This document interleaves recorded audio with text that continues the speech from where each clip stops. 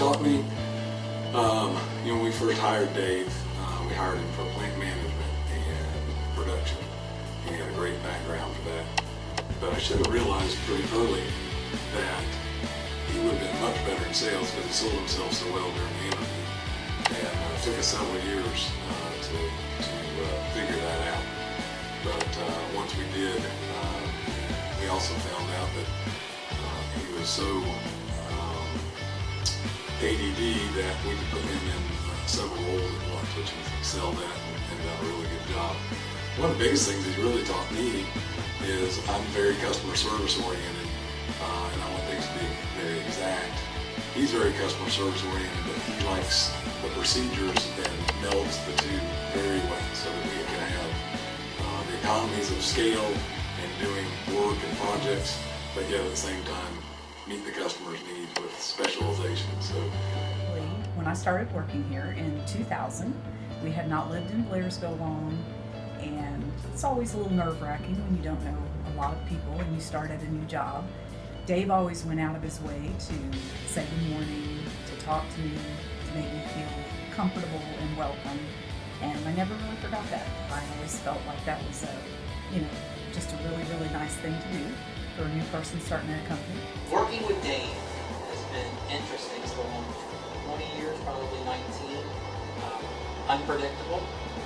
He has a lot of energy. He's taught us a lot of things. He always makes things fun. And he's always very fair as far as his expectations.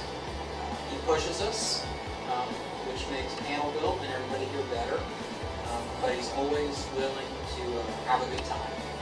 Tell a joke at the right time, lessen the stress. So I think that's what I like working with Dave most is he's very serious when he needs to be, but he knows how to relax and have a good time and make people really joyous when at the same time. What have I learned from Dave over the years? How to handle people, what to expect out of folks, and how to treat them fairly, and how to treat employees if they want to do good work for you, how to treat people fairly.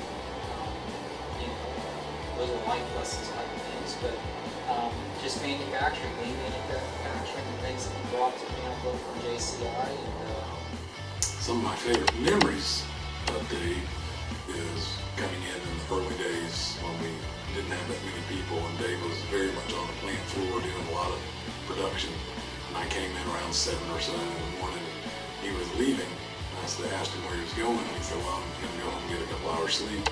He had spent all night basically because he told the customer he would have the project out, and he did.